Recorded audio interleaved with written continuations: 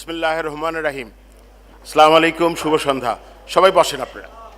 আজকের আমাদের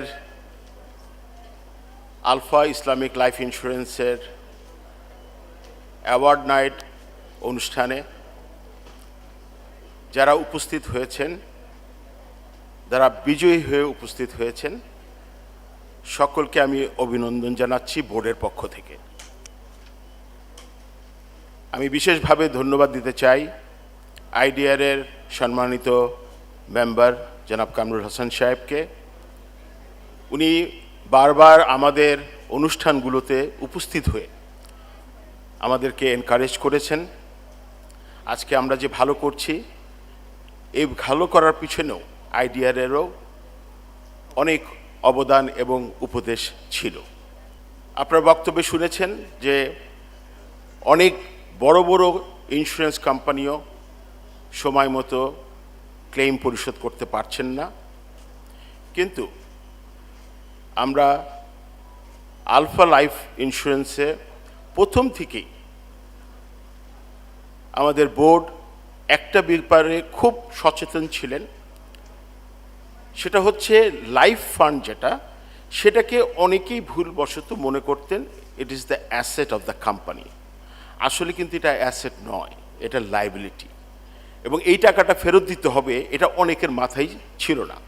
কিন্তু আমাদের বোর্ড সবসময় ভেবেছে, ভালো করে জানতো যে এই টাকা কোনোভাবেই অন্য কোথাও ডাইভার্ট করা যাবে না, এটাকে লিকুইড হিসাবে রাখতে হবে, যাতে যে কোনো ক্লেম বিমা দাবি আসলে সেটা ইমিডিয়েটলি আমরা পরিশোধ করতে পারি। আজকে আপনাদের সকলের প্রিয়, আপনাদের লিডার, আমাদের সম্মানিত সিও সাহেব, অত্যন্ত আনন্দের সাথে বলতে পারছি আজকে আমাদের এমডি সাহেব, আইডিআরকে বিশেষভাবে আমি ধন্যবাদ দিতে চাই। ওনারা অনেক ভেবে চিন্তে আমাদের এই প্রস্তাবকে গ্রহণ করেছেন।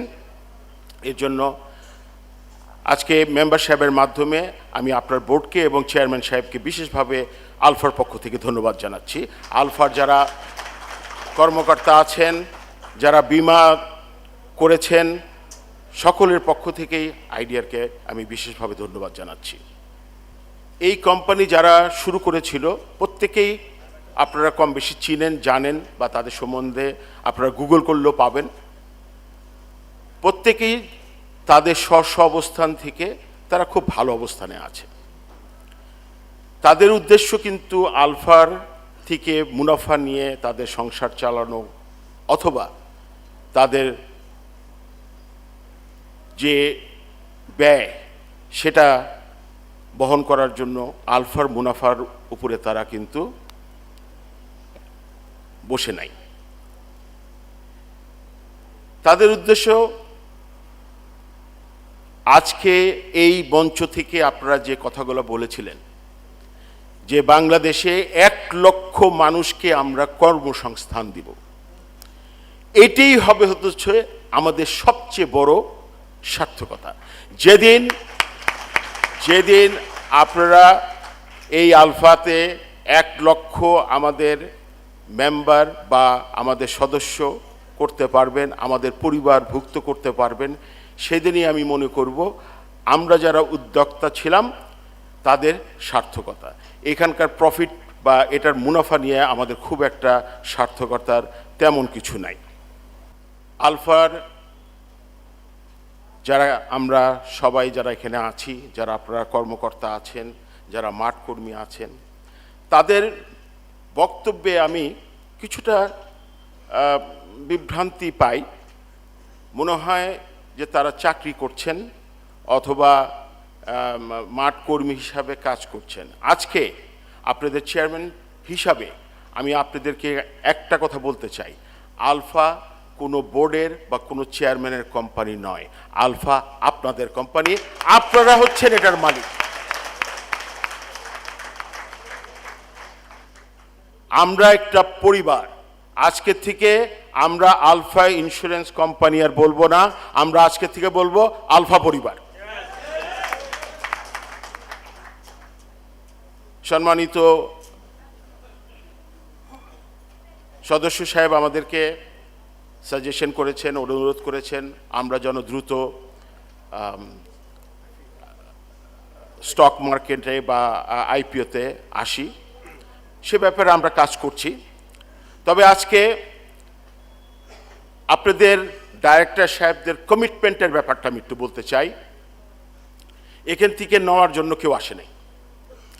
আজকে গত বোর্ড মিটিংয়ে ডাইরেক্টর সাহেবরা সিদ্ধান্ত নিয়েছে যে আমাদের পেইড আপ আছে 24 কোটি, খুব অচিরেই আমরা এটাকে ইনশাল্লাহ 50 কোটিতে নিয়ে যাব, যেখানে আমাদের যারা উদ্যোক্তা আছেন তারা অ্যাডিশনালি তাদের যে ইনভেস্টমেন্ট আছে তার সমপরিমাণ আরও নতুন করে ইনভেস্টমেন্ট করবে।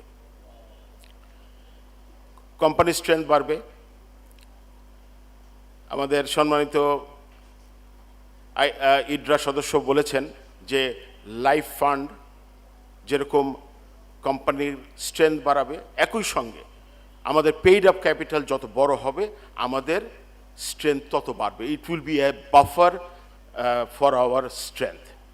যারা আপনারা মাঠ পর্যায়ে কাজ করেন, নিঃসন্দেহে আপনারা কাজ করতে পারেন, আমাদের উপর আস্থা রাখতে পারেন, আপনার সিওর উপর আস্থা রাখতে পারেন।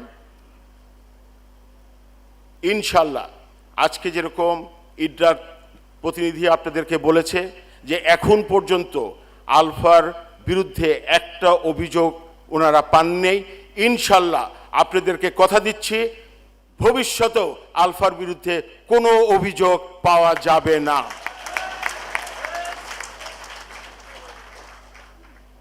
নতুন নতুন প্রোগ্রাম নিয়ে আপনাদের সিইও সাহেব আপনাদের সামনে উপস্থিত হন।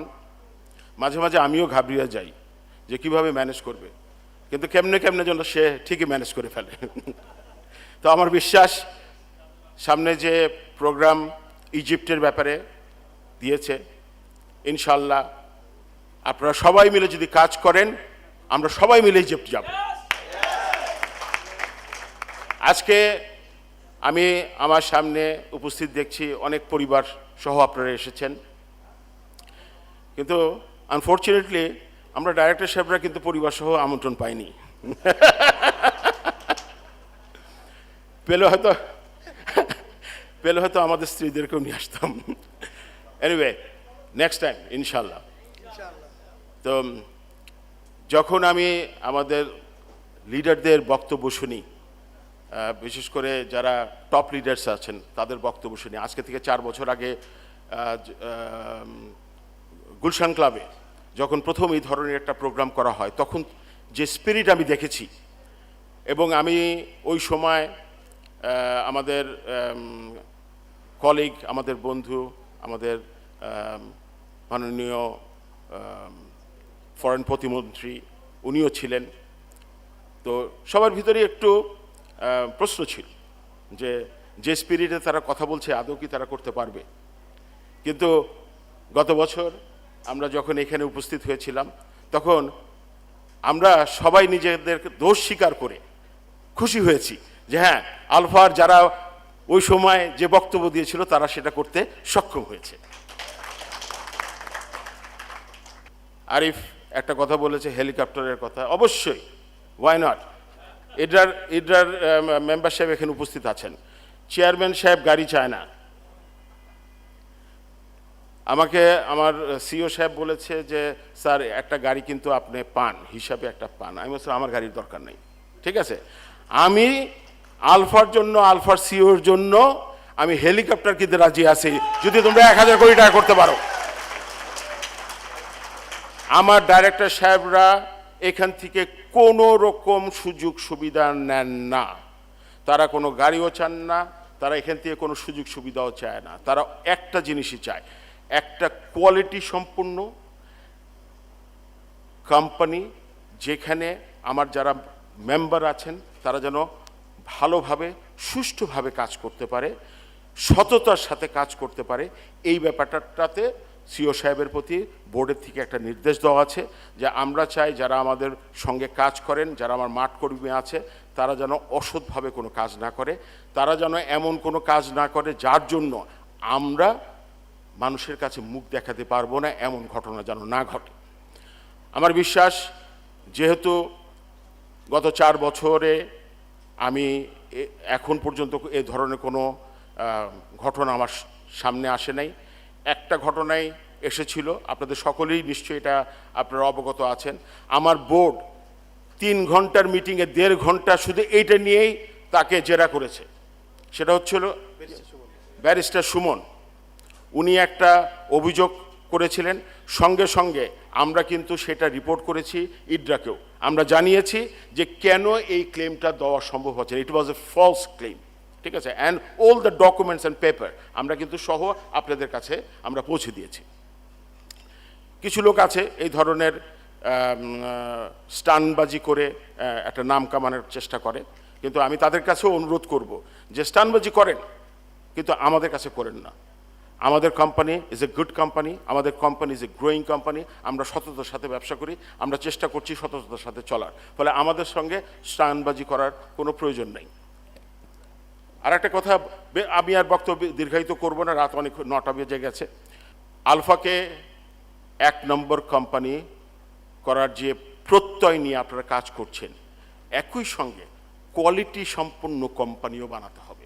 শুধু টপ লাইন দেখলে হবে না, বটম লাইনও থাকতে হবে। যে সকল ক্রাইটেরিয়া ইডরার থেকে আমাদেরকে দেওয়া হয়েছে, সেগুলোর জন্য আমরা পুঙ্খানুপুঙ্খানুভাবে মেনটেন করে কোম্পানিকে এগিয়ে নিয়ে যেতে পারি, সাস্টেনেবল গ্রোথ যাতে রাখতে পারি, সেই জন্য সবাইকে একত্রতা হয়ে একসঙ্গে সকলের আদেশ উপদেশ গ্রহণ করে কাজগুলা করতে হবে। ইনশাল্লাহ আপনারা সবাই ভালো থাকবেন, সুস্থ থাকবেন, ভবিষ্যতে আবার আপনাদের সঙ্গে দেখা হবে এর চেয়েও অনেক বড় পরিসরে, যেখানে 2000 কর্মীর কথা বলা হয়েছে। ইনশাল্লাহ আমরা স্টেডিয়ামে করতে চাই, বড় বড় কোম্পানি নাকি স্টেডিয়ামে করে, আমরাও ইনশাল্লাহ ভবিষ্যতে স্টেডিয়ামে আমাদের প্রোগ্রাম করব, বড় করে প্রোগ্রাম করব। ইডরার চেয়ারম্যান সাহেব তখন ইনশাল্লাহ আমাদের সঙ্গে উপস্থিত থাকবেন। তো আমি আর আমার বক্তব্য দীর্ঘায়িত করব না, সকলকে ধন্যবাদ জানিয়ে আমার বোর্ডকে, বিশেষ করে আমার বোর্ডকে ধন্যবাদ জানাতে চাই। আমার ভাইস প্রেসিডেন্ট সাইদ সাহেবকে আমি ধন্যবাদ জানাতে চাই। কোম্পানির জন্মলগ্ন থেকে উনি প্রতিনিয়ত শ্রম দিচ্ছেন এবং আমার সঙ্গে কাঁধে কাঁধ মিলিয়ে এই কোম্পানির জন্য কাজ করছেন। এর জন্য আমি specially I want to give him thanks, যে উনি যে পরিমাণ অত্যন্ত মানে মানে ব্যস্ত ব্যবসায়ী, তারপরেও যখনই আলফার ব্যাপারে ওনার কাছে পরামর্শ চাওয়া হয়, কাজের জন্য যাওয়া হয়, উনি he has given enough time. So thank you very much Saeed ভাই। এবং আমার মনে হয় যে ভবিষ্যতে আমরা যদি সবাই একসঙ্গে কাজ করি, তাহলে আজকে যে মেম্বার সাহেব এসেছেন তাদেরকে আমরা আরও মানে খুশি করতে পারবো, এটাই আমার বিশ্বাস। আর একটা জিনিস, শুধু আলফা ভালো করলেই হবে না, সেক্টরটাকে ভালো করতে হবে। আদারওয়াইজ যে এই যে আজকে যে একটা মানুষের ভিতরে যে ভীতি অ্যাবাউট ইন্স্যুরেন্স, সেটা কিন্তু শুধু আলফার কর্মীরা কাজ করলেই এটাকে ঠিক করা যাবে না। এটাকে ঠিক করতে হলে পুরো সেক্টরের যে প্ল্যাটফর্ম আছে সেটাকে ঠিক করতে হবে। সেই জায়গায় ইডরা যেভাবে এখন বর্তমানে কাজ করছে, এভাবে যদি কাজ করে, আমার বিশ্বাস খুব শীঘ্রই আমরা সবাই ডিসিপ্লিন হয়ে যাব। আর ডিসিপ্লিন হলে আলফা আরও দ্রুত এগিয়ে যেতে পারবে।